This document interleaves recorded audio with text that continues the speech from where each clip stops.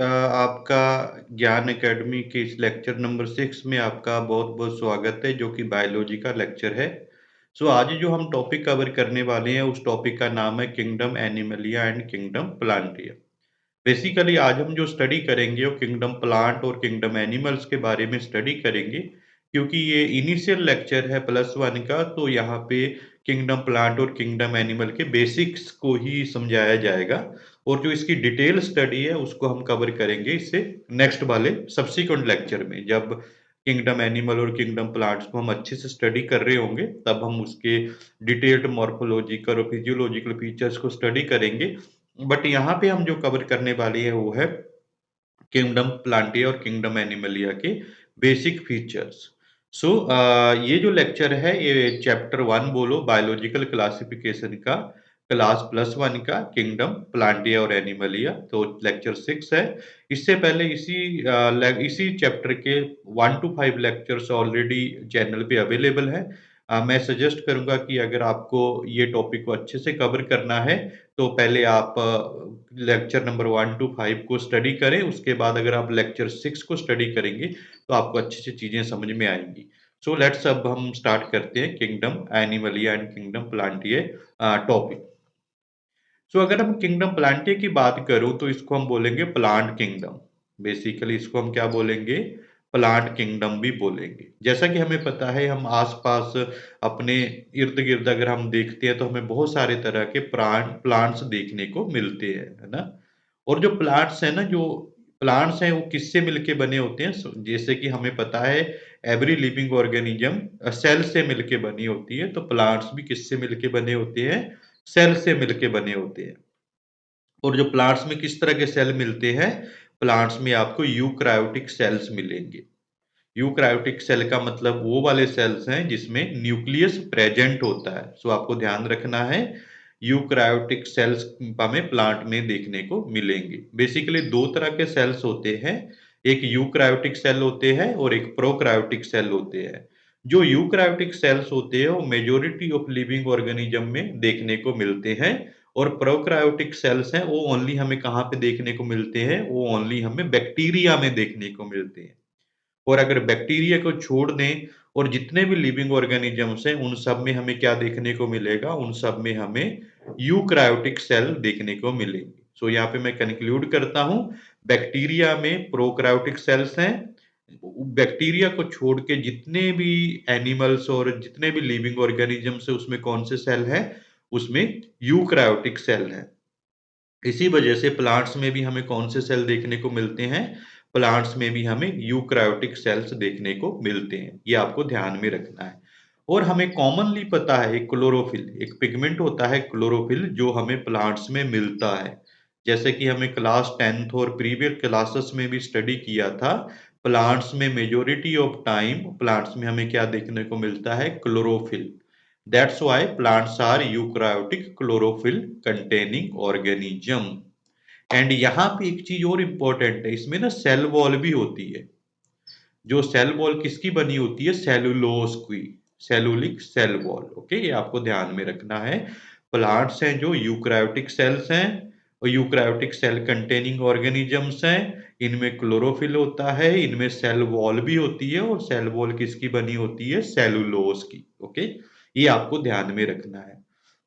Majority of time because plants में chlorophyll मिलता है, तो क्लोरोफिल होने की वजह से मेजोरिटी ऑफ टाइम प्लांट्स क्या करते हैं? प्लांट्स अपना फूड खुद बनाते हैं, क्योंकि क्लोरोफिल से फोटोसिंथेसिस होगी, फोटोसिंथेसिस से अपना फूड खुद बनाया जाएगा।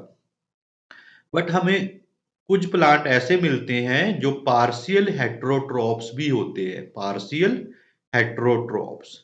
जैसे कि मैं आपको यहाँ पे एक एग्जांपल दूं, बीनस फ्लाई ट्रैप का, है ना। अब ये बीनस फ्लाई ट्रैप की मैंने यहाँ पे पिक्चर लगा दी है। ये जो पिक्चर है, मैं यहाँ पे हाईलाइट कर रहा हूँ एरो के साथ, ये बीनस फ्लाई ट्रैप की पिक्चर है। और आप बीनस फ्लाई ट्रैप में देखोगे इसका कलर ग्रीन है। ग्रीन होने की वजह से इसमें क्या प्रेजेंट है? इसमें क्लोरोफिल प्रेजेंट है। और क्योंकि इसमें क्लोरोफिल प्रेजेंट है, बीनस फ्लाई ट्रैप क्या कर सकता है? फोटोसिंथेसिस कर सकता है। इस वजह से इसको हम ऑटोट्रोपिक ऑर्गेनिज्म बोलेंगे। बट साथ ही साथ आपको इस बात का भी ध्यान देना है कि ये देखो, ये वीनस फ्लाई ट्रैप में एक इस तरह का ट्रैप आपको देखने को मिलेगा जो मैं अभी हाइलाइट कर रहा हूं। ये इस तरह का हमें एक ओपनिंग और ट्रैप देखने को मिलेगा। इस ट्रैप में कभी कभी क्या होता है, कोई इंसेक्ट आके ट्रैप हो जाता है। जैसे ये ट्रैप है ना, इसके बीच में ये वाला इंसेक्ट जो मैं ब्लैक कलर की एरो में दिखा रहा हूं, ये इंसेक्ट इसके बीच में आके बैठ गया, इसके बीच में आके ट्रैप हो गया। जैसे इस तरह के इंसेक्ट इसके बीच में आके ट्रैप हो जाते हैं, तो ये जो ट्रैप है ना, ये क्लोज हो जाता है, यहां से ऐसे करके क्लोज हो जाएगा यहां से। और इसका मतलब ये है कि ये जो यहाँ पे जो ये इंसेक्ट है, ये इसके अंदर कैप्चर हो जाएगा। जैसे पहले ऐसे ओपन था, बाद में ऐसे करके क्लोज हो गया। तो क्लोज हो गया तो जो इंसेक्ट है यहाँ पे ऐसे करके इसके बीच में ऐसे ट्रैप हो जाएगा। ट्रैप होने के बाद में जब ये इंसेक्ट इसके अंदर जाके इसकी डेथ होगी, तो बहुत सारा न्यूट्रिएंट्स हैं जो ये प्लांट इंसेक्ट से भी कैप्चर करेगा। इसका मतलब ये है कि ना सिर्फ वीनस फ्लाई ट्रैप ना सिर्फ अपना फूड फोटोसिंथेसिस से बना सकता है, बट इसके साथ साथ वीनस फ्लाई ट्रैप है जो अपना फूड इंसेक्ट से भी कैप्चर कर सकता है। That's why it is called partial heterotroph. Partial क्यों? क्योंकि मेजोरिटी ऑफ इट्स फूड ये फोटोसिंथेसिस से बनाता है, बट कुछ फूड है जो ये इंसेक्ट को किल करके खाने से बनाता है। ठीक है, इनसे ऐसे करके ओपनिंग है, यहाँ पे इसके बीच में इंसेक्ट आके बैठ गया और ऐसे करके क्लोज हो गया, और इंसेक्ट अब बाहर नहीं निकल पाएगा क्योंकि इसके अंदर है।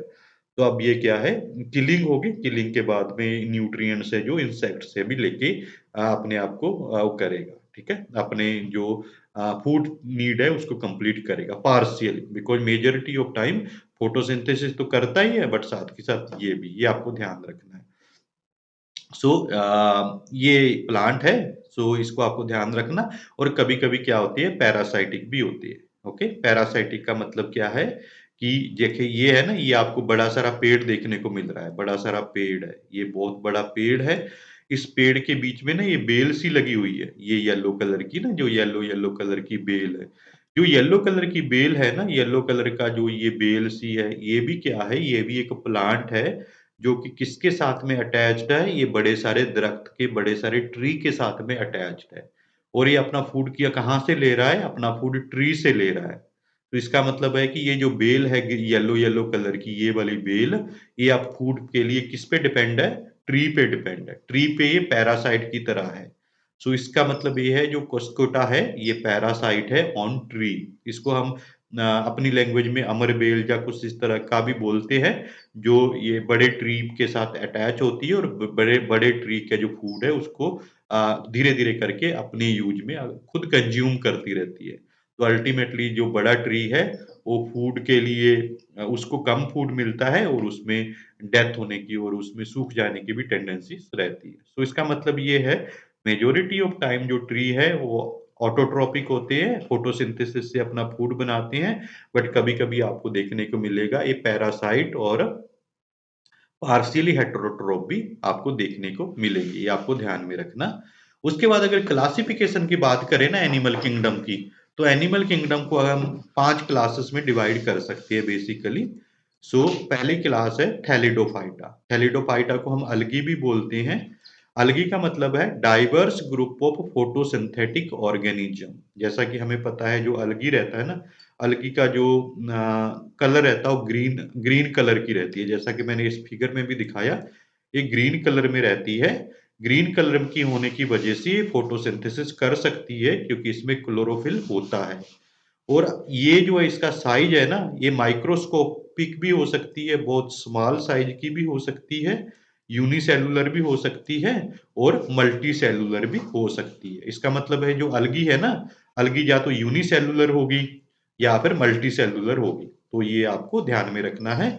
और इसके साथ साथ जो इसका प्राइमरी हैबिटाट है, कहाँ पे ये स्टे करती है, एक्वेटिक एनवायरनमेंट में स्टे करती है। जैसे सी होते हैं, समुंदर होते हैं, उस तरह के एरिया पे आपको अलगी नॉर्मली देखी जाएगी, अलगी वहां पे आपको देखने को मिलेगी। तो इसका मतलब है जो अलगी है उसका जो प्राइमरी हैबिटेट है, प्राइमरी होम है, वो वाटर बॉडीज है, एक्वेटिक एनवायरनमेंट है। और ये फोटोसिंथेटिक होती हैं, खुद अपना फूड बनाती है और साथ के साथ ये यूनिसेलुलर भी हो सकती है और मल्टी सेलुलर भी हो सकती है। ओके, आगे आ जाओ ब्रायोफाइटा। अगर मैं ब्रायोफाइटा की बात करूं ना, तो ब्रायोफाइटा अलगी से थोड़े एडवांस्ड प्लांट है, बट इतने भी एडवांस नहीं है। इनमें वस्कुलर सिस्टम होता नहीं है, ये नॉन वस्कुलर होते हैं।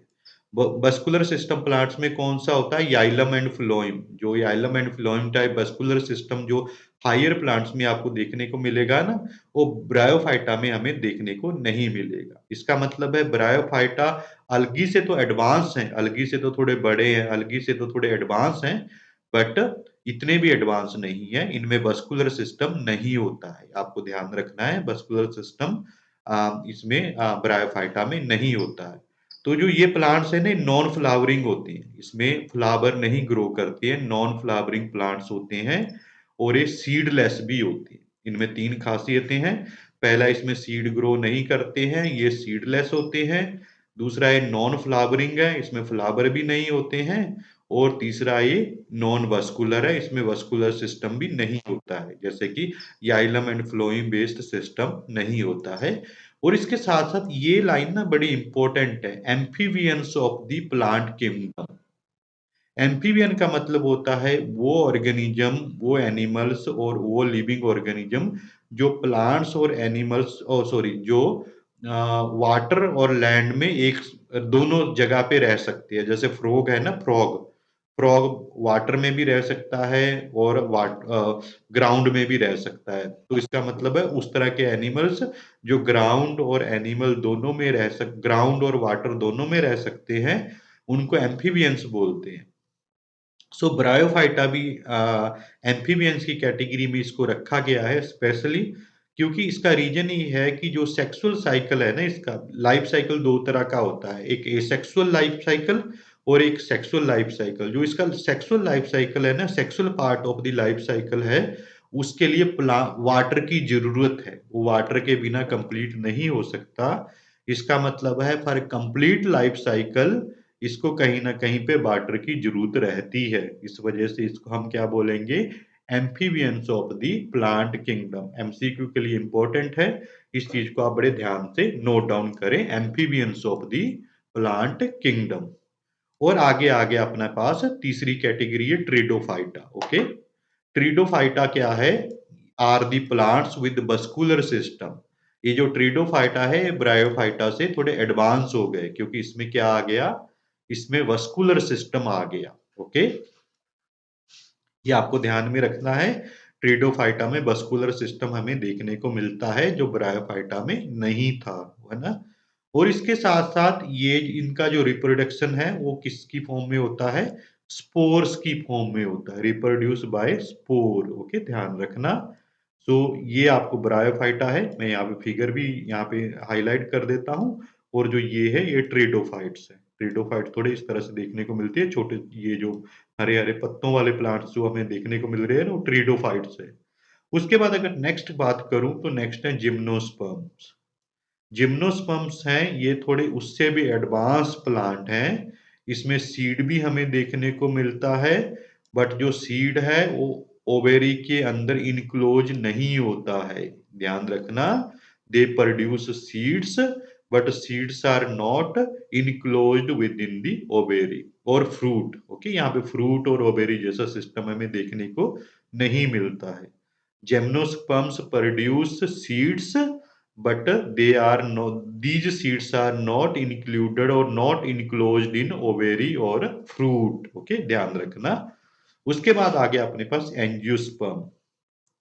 जो एंजियोस्पर्म्स है ना, वो मोस्ट एडवांस्ड प्लांट हम इसको बोल सकते हैं आउट ऑफ दिस कैटेगरी।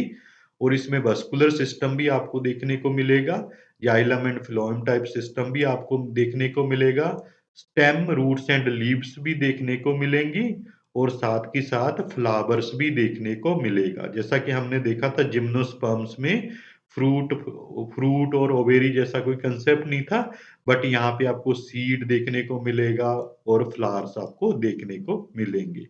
सो इसका मतलब है मोस्ट सिंपल फॉर्म अलगी है और मोस्ट कॉम्प्लेक्स फॉर्म एंजियोस्पर्म्स है। ओके, अलगी में आपको बिल्कुल सिंपल यूनिसेलुलर और मल्टी सेलुलर कोई भी हो सकती है, ब्रायोफाइटा उससे थोड़े से एडवांस्ड फॉर्म है, बट उसमें वस्कुलर सिस्टम नहीं होता, फ्लावर्स भी नहीं होते, सीड्स भी नहीं होते, ठीक है, कुछ भी नहीं है उसमें।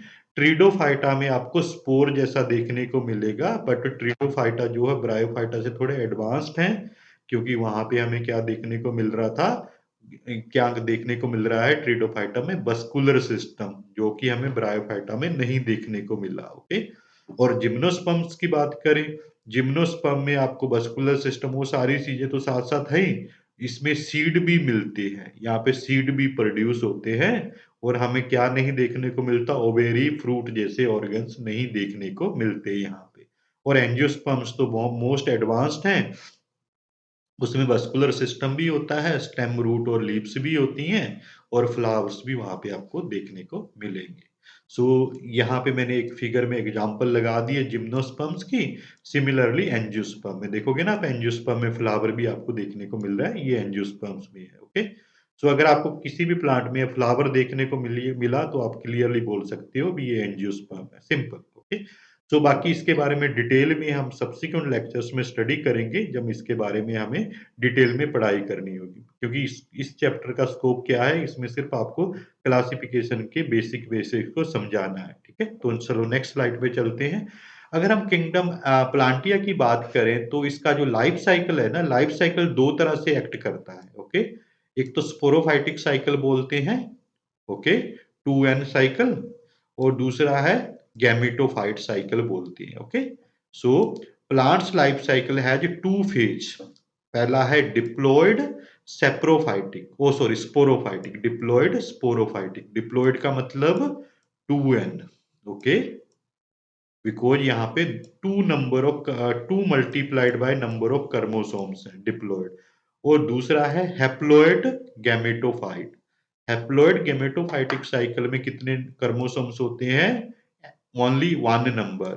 यहाँ पे 2N थे और यहाँ पे N है। Okay, these phase alternate to each other, alternate with each other. ये जो फेज है ना, एक दूसरे के अल्टरनेट में आती हैं। पहले सेप्रोफाइटिक फेज स्टार्ट होगा, वो खत्म हो जाएगा, उसके बाद दूसरा दूसरा हैप्लॉइड गैमेटोफाइटिक फेज स्टार्ट होगा, फिर वो खत्म हो जाएगा, उसके बाद फिर नेक्स्ट डिप्लॉयड स्पेरोफाइटिक फेज आएगा। ये दोनों फेज एक दूसरे के अल्टरनेट आते रहती है, जैसे कि मैं आपको फिगर नंबर 1 में बताता हूँ। ओके, फिगर नंबर 1 में हम स्टार्ट करते हैं स्पोर से। जैसे कि ये स्पोर बना, ठीक है, ये स्पोर बना। अब कौन सा फेज चल रहा है, गैमेटोफाइट एन फेज स्टार्ट हो गया। जैसे स्पोर बना, स्पोर बनने से गैमेटोफाइटिक एन फेज स्टार्ट हो गया है। जैसे आप यहाँ पे देखोगे ना, ये गैमेटोफाइटिक फेज है। ये स्पोर में क्या हुआ, स्पोर में गैमेटेंजियम बने और गैमेटेंजियम से हमें गैमीट मिले। ओके, ये गैमीट मिले। ओके, जो एक गैमीट है, गैमीट्स में आपस में क्या हुई, फर्टिलाइजेशन हुई। जैसे ही गैमीट में फर्टिलाइजेशन हुई तो क्या बना, जाइगोट बना। ये फर्टिलाइजेशन के बाद में क्या बना, जाइगोट बना। जाइगोट के बनते ही सेप्रोफाइटिक स्पोरोफाइटिक फेज स्टार्ट हो जाएगा। जैसे ही जाइगोट बना फर्टिलाइजेशन के साथ, तब स्पोरोफाइटिक फेज स्टार्ट हो गया। ओके, जाइगोट ने किसको प्रोड्यूस किया, स्पोरोगेंजियम को प्रोड्यूस किया। ये स्पोरेंजियम है, स्पोरेंजियम में क्या हुई, मियोसिस हुई। जैसे ही मियोसिस हुई, मियोसिस के इमीडिएटली बाद जो ये स्पोरोफाइटिक फेज है वो खत्म हो जाएगा। कौन सा फेज फिर से स्टार्ट हो जाएगा, गैमेटोफाइटिक फेज स्टार्ट हो जाएगा।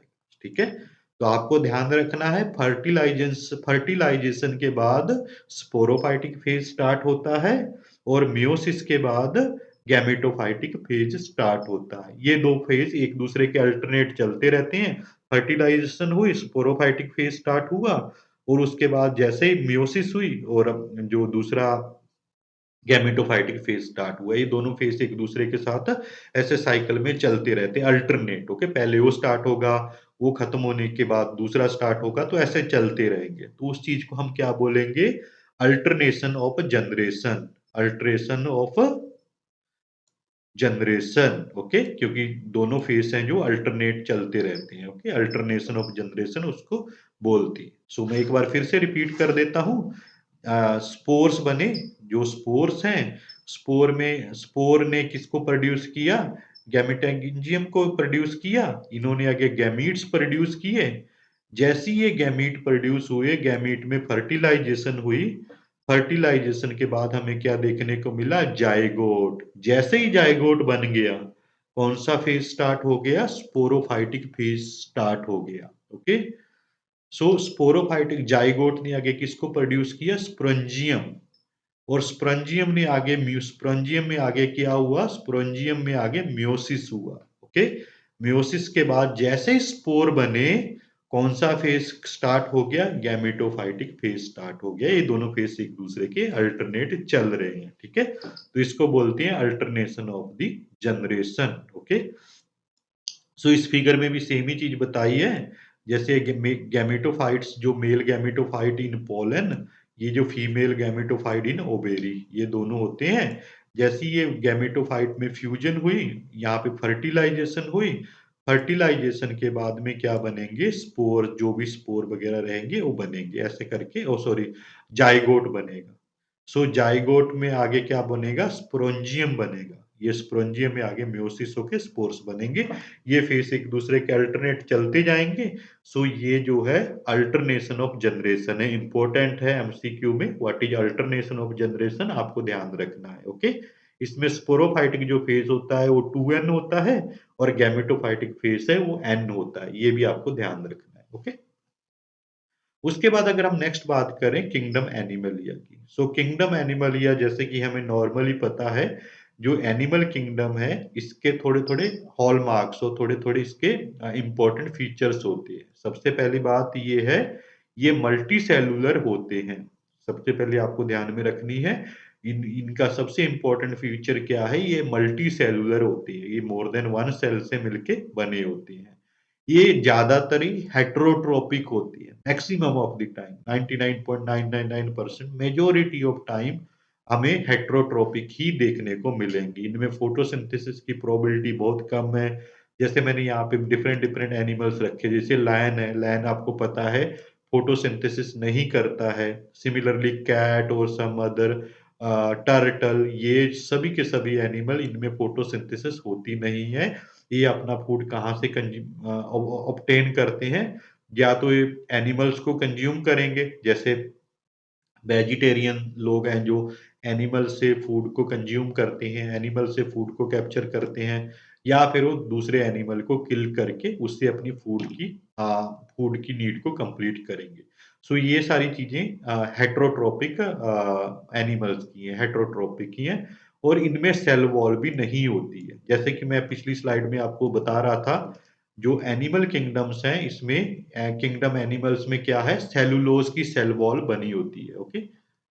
जस्ट अ मिनट, ये मैंने यहाँ पे हाईलाइट किया था ना, यहाँ पे ये देखो, एनिमल्स में सेलुलोज की सेल वॉल आपको मिलती है, ओके। बट इस कंडीशन में, सॉरी, प्लांट्स में, ये प्लांट्स हैं, ये प्लांट्स में आपको सेलुलोज की सेल वॉल देखने को मिलती है। बट अगर मैं एनिमल्स की बात करूं, तो एनिमल्स में आपको क्या है, सेल वॉल नहीं होती है। एनिमल सेल्स हैं जो, उसमें सेल वॉल नहीं होती है, ठीक है। सेल मेम्ब्रेन होती है, सेल वॉल नहीं होती। मेम्ब्रेन और वॉल में डिफरेंस है, उसके बारे में हम मैं थोड़े टाइम तक नेक्स्ट लेक्चर में, कभी कभी नेक्स्ट लेक्चर में डिस्कस करेंगे, ठीक है। उसके बाद मैं किंगडम एनिमलिया की बात करूं, तो इनकी जो फूड है डायरेक्टली और indirectly depends on plants for the food. ये भी एक इंपॉर्टेंट सिनेरियो है। डायरेक्टली और इनडायरेक्टली एनिमल्स हैं जो प्लांट्स पे डिपेंड करते हैं फूड के लिए। जैसे फॉर एग्जांपल ये काऊ है ना, काऊ एक एनिमल है, ये अपना फूड कहाँ से कंप्लीट कर रही है, प्लांट से कंप्लीट कर रही है। ग्रास है ना, एक प्लांट की कैटेगरी में आता है। इसी तरह से जो नॉन वेजिटेरियन एनिमल्स होते हैं, जैसे लायन वगैरह हैं जो, और कोई नॉन वेजिटेरियन एनिमल्स हैं, वो अपना फूड कहाँ से लेते हैं, किसी और एनिमल को किल करके। फॉर एग्जाम्पल ये लायन है, यहाँ पे बता रहा हूं, लायन, लायन ने किस चीज को किल किया, गोट को। और मैं बोल दूं गोट को, GOAT, ए टी। सो इसका मतलब है इस लायन ने अपना फूड कहाँ से ऑब्टेन किया? गोट को किल करके, बकरी को और गोट को किल करके। बट आपको ध्यान होगा कि जो गोट है अपनी एनर्जी कहाँ से लेती है? प्लांट से, बिकॉज गोट तो प्लांट्स को ही कंज्यूम करती है ना। ओके, इसका मतलब है लायन ने जो गॉड से फूड लिया है वो हमें स्टार्ट कहाँ से मिल रहा है? प्लांट से मिल रहा है। ओके, प्लांट से फूड गॉड को मिला और गॉड से वो फूड किसको मिला? लायन को मिला। इसका मतलब लायन भी इनडायरेक्टली जो फूड है वो प्लांट से ही ले रहा है। ओके, तो ये सारी चीजें, इसका मतलब ये है कि डायरेक्टली और इनडायरेक्टली जो प्लांट्स हैं वो फूड पे डिपेंड, ओ सॉरी, डायरेक्टली और इनडायरेक्टली जो एनिमल्स है वो प्लांट्स पे डिपेंड करते हैं फूड के लिए। Digest their food in internal cavity, because हमारे यहाँ पे डाइजेस्टिव सिस्टम होता है ना, जैसे स्मॉल इंटेस्टाइन, स्टोमैक और लार्ज इंटेस्टाइन एंड सो। सो इसका मतलब एनिमल्स में एक स्मॉल इंटरनल कैविटी होती है जिनको हम डाइजेस्टिव सिस्टम भी कभी कभी बोलते हैं। तो वहां से ये जो फूड है ये डाइजेस्ट होता है, और साथ ही साथ एनिमल्स जो हैं ग्लाइकोजन और फैट की फॉर्म में एक्स्ट्रा फूड को स्टोर भी करते हैं, ताकि जब हमें फास्टिंग करनी पड़े, जब हमें फूड ना मिले, उस कंडीशन में ये स्टोर्ड फूड है जो हमारे लिए काम में आए। Okay, mode of nutrition is holozoic, because holozoic होता है होल न्यूट्रिएंट्स को ये कंज्यूम करते हैं, इंजेस्ट द इंटायर फूड, जैसे पूरा का पूरा फूड है वो इंजेस्ट करेंगे, इंटरनली डाइजेशन होगी। तो इसका मतलब है इंजेशन ऑफ फूड जो है इनका एक रहता है, होलोजोइक रहता है। ओके, सो अगर हम किंगडम एनिमलिया की और किंगडम एनिमल्स की अगर हम बात करें, तो इनमें ना एक और खासियत होती है, इनमें डेफिनेट ग्रोथ पैटर्न देखने को मिलता है। जैसे हमने देखा होगा ना, शुरू में बच्चा होता है छोटा सा, फिर सडनली ग्रो करता करता एडल्ट फॉर्म में चला जाता है। तो इनका जो ग्रोथ पैटर्न है वो बहुत ही एक डेफिनेट होता है। सो अल्टीमेटली कंप्लीट ग्रो करने के बाद किस फॉर्म में हमें देखने को मिलता है? एडल्ट की फॉर्म में। ओके, पहले छोटा सा बच्चा रहेगा और कंप्लीटली ग्रो होने के बाद में एडल्ट की फॉर्म में हमें देखने को मिलेगा। तो इसका मतलब ये है कि इनका जो ग्रोथ का पैटर्न है थोड़ा डेफिनेट है, पहले चाइल्ड, फिर टीन एज, फिर एडल्ट, ऐसे करके। एंड अल्टीमेटली जब ये एडल्ट की स्टेज अटेंड करता है तो इसमें डेफिनेट शेप एंड साइज हमें देखने को मिलता है। ओके, जैसे हमें पता है कि ह्यूमन ह्यूमन बींग्स हैं, जब वो एडल्ट फॉर्म में अपीयर होती हैं तो उनकी हाइट 5'7", 5'8", 5'9" ऐसे करके रहती है। हमें पता है उनकी बॉडी शेप स्ट्रक्चर है जो एक पर्टिकुलर है, तो इसका मतलब वो डेफिनेट होती है। ओके, हायर एनिमल्स की बात करें, जैसे human beings, cat and so many other type of animals, so उनमें 5 सेंसेस भी हमें देखने को मिलती हैं। 5 सेंसेस कौन सी हैं? वो सुन सकते हैं, हियरिंग हो सकती है ना, देख सकते हैं, साइट हो सकती है आंखों से, है ना, स्मेल कर सकते हैं भी, स्मेल कैसी आ रही है, और जो टच है, स्किन में जो टच की सेंसेशन होती है वो भी होती है, और हम टेस्ट भी कर सकते हैं। सो इसका मतलब है जो हायर एनिमल किंगडम के हाई एनिमल किंगडम पे जो हायर एंटिटीज हैं, लाइक ह्यूमन बीइंग्स, काउ, बिफेलो, जो हायर एनिमल्स होते हैं उनमें 5 सेंसस अवेलेबल होती हैं। Okay, and at the same time उनमें एक न्यूरोमोटर मैकेनिज्म भी देखने को मिलता है। कहने का मतलब न्यूरोमोटर सिस्टम को हम किसी सब्सिक्वेंट लेक्चर्स में स्टडी करेंगे, बट यहाँ पे हमें ये बात समझनी है भी, इनमें इनका जो ब्रेन है और न्यूरोमस्कुलर सिस्टम है और न्यूरोमोटर सिस्टम है वो काफी अच्छे से डेवलप रहता है। ब्रेन अच्छे से डेवलप रहता है, spinal cord and peripheral nerve system अच्छे से हमें डेवलप हुआ हुआ दिखाई देता है। ठीक है, तो इस ब्रेन की और न्यूरोमोटर सिस्टम की वजह से 5 सेंसस भी अच्छे से काम करती हैं, और साथ ही साथ 5 सेंसस के अगेंस्ट हम रिएक्ट भी कर सकते हैं। ठीक है, ये बात को आपको ध्यान में रखना है। ओके, और एक और बात है कि most of the animal kingdom के जो मेंबर्स हैं, ये कैपेबल ऑफ लोकोमोशन, ये मूव कर सकते हैं, ये रन कर सकते हैं, दौड़ सकते हैं।